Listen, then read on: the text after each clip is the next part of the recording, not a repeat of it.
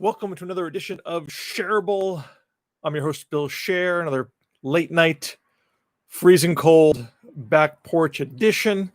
I'm sorry I haven't done more of these lately. If you are following me closely, you know I've been spending a lot of time finishing up and now promoting my new podcast, When America Worked, a history podcast about great achievements in American history forged through pragmatism. First episode about Edward Stettinius and the creation of the UN.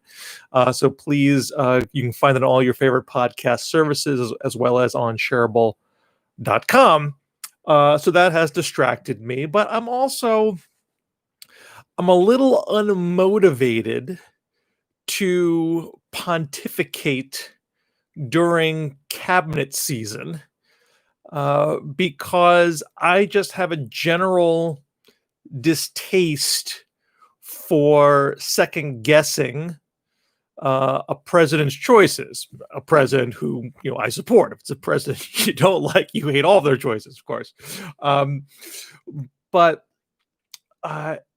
it's such a perennial parlor game to push and pressure the president-elect to pick your favorites, and to some extent, I think that is fair and legitimate. For example, if you want to have a cabinet that is properly diverse in all respects, and you don't speak up, then perhaps you're not going to get the representation that is deserved. If someone's not putting on that pressure, a president might say, well, I don't have to do that one because I'm not getting the pressure there. So there is a certain requirement that every constituency tries to do their due diligence so no one gets left behind, or as few groups as possible don't get left behind.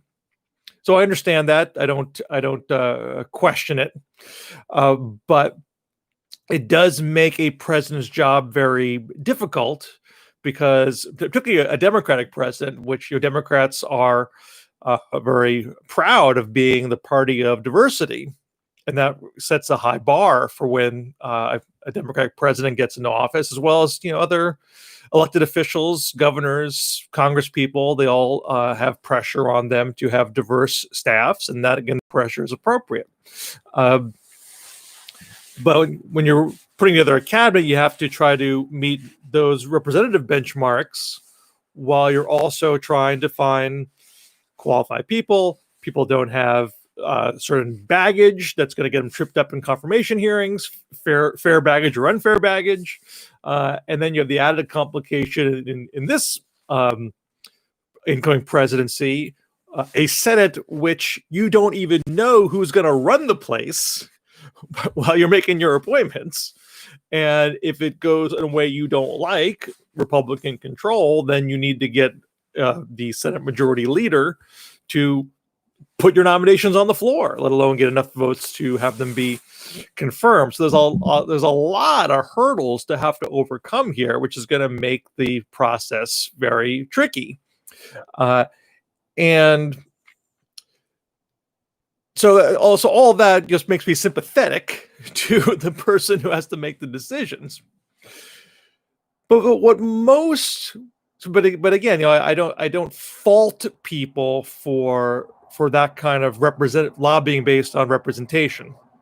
The thing that I find more irksome is the snap judgments that are put on people based on one or two biographical elements that make people assume, or I should also say, snap judgments based on presumed ideology.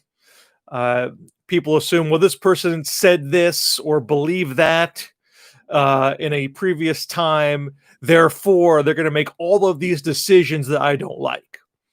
And it just doesn't necessarily work that way. There's this philosophy that personnel is policy. And there's a degree of truth to that, but people extrapolate that to the nth degree and forget that the person driving the bus is the president. And the cabinet works for the president by and large. And to the extent that the cabinet members go rogue, those cabinet members tend to get fired.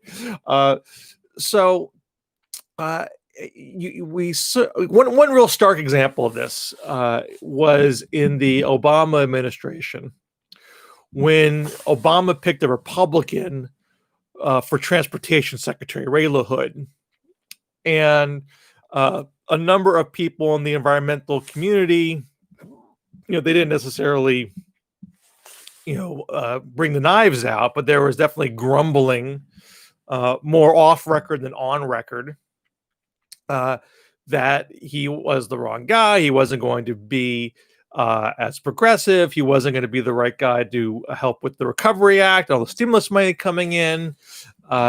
And by the time he resigned after the end of Obama's first term, the environmental community was sad because he did such a good job leading on a bicycle policy, pushing against a car-based strategy, wanting to reduce congestion. Also was very good on finding distracted driving, texting while driving and such. So people just made a lot of assumptions because of the letter next to his name and didn't look under the hood, if you will. And again, I don't know. It's impossible to know exactly what people are going to do. To me, it's somewhat analogous to Supreme Court picks. Once you get there, I mean, it's not exactly the same because the Supreme Court's a lifetime appointment. You're essentially your own boss, and you really can do whatever the heck you want to do. But when someone gets into the position of being the president's cabinet member, where they go isn't necessarily dictated by what they have done in the past or what certain elements of their biography might suggest. So the debate we're having very forcefully right now is around Biden's defense secretary pick, General Lloyd Austin, and I understand the principle that is being challenged here, which is that someone who is a military person shouldn't be the person running the Pentagon, that it should have civilian leadership. And that has generally been the case over the course of history. There's now a law. You have to pass that the person has to be out of the military for 7 years. And the only way to get around that is by a Congress passing a waiver. There's a question where the waiver will get passed in this case.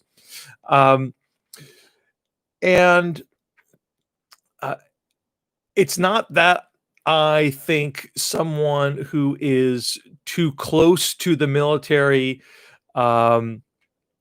should be able to not be a reformer. I understand that you don't want someone who's going to be protective of turf and resist civilian oversight, push back on things that civilians might want to do that the internal politics of the Pentagon resist. I get that, but it's not like civilian control of the military. Well, first, number one, there still will be civilian control of the military. The commander in chief runs the military. That's baked in, so long as you don't elect a general to the presidency, which we have done, by the way, on a number of occasions, and by one of the presidents most celebrated by those who want very clear delineation between civilian and military is Dwight Eisenhower. The folks love citing Dwight Eisenhower's farewell address, which talked about the growing military-industrial complex. But Eisenhower was a general himself who literally was commander-in-chief. The person matters. The integrity of the person matters. So again, I have no idea whether Lloyd Austin is going to be assuming he gets to be defense secretary, if he'll be good or not. It may be that people's worst fears will be realized. I don't know, and most of us don't know because we're not that close to the situation. But there are examples of people who are able to be reformers and able to check bad impulses of institutions that they have been close to because of their familiarity with it. But it requires the integrity of the person. It requires the wisdom of that person. And it would require, the involvement of the president himself in this case. I understand the concern of having, we had Mattis before. I mean, it's not back to back Mattis to uh, Austin. There was a defense contractor in between with Esper, which arguably is, not all that, might not technically be someone inside the military, but also not great from that military industrial complex perspective. But Esper also had his decent qualities. He someone who pushed back on Trump with the whole church event, and that got him fired at the end of the day. So I understand the importance of the principle.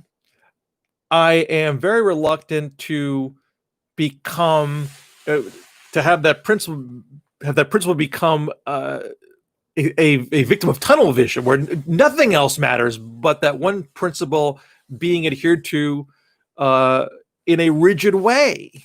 Because there's other things to look at here. Beyond the job itself, there's also the desire to have Biden start his presidency on a good foot, with a sense of unity behind him. And part of that is letting him have a cabinet that he feels would fit with his vision and his philosophy and his agenda.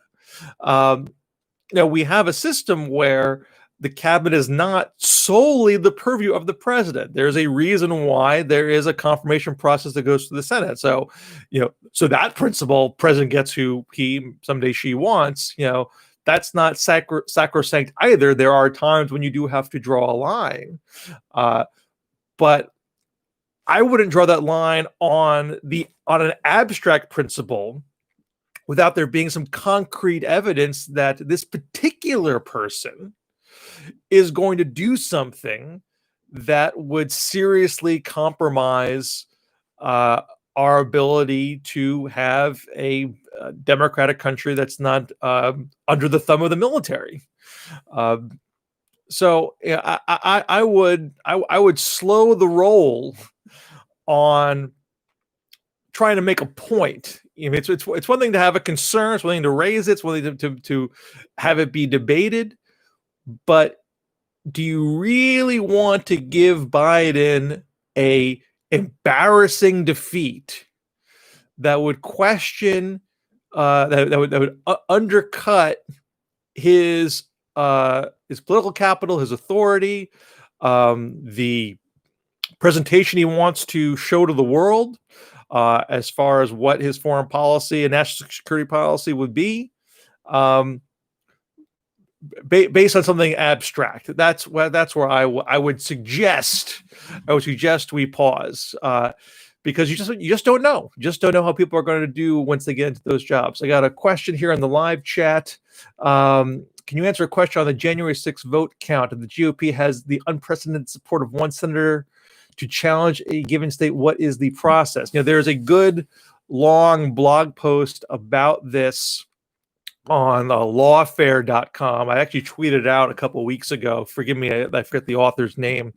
And it's a complicated answer to give in full because it depends on a number of variables. But generally speaking, if there is one House member and one senator, there is, the Electoral College is going to meet next week in the various states. And those Electoral College votes are going to go to Congress, and then they get counted formally at Congress in a joint session.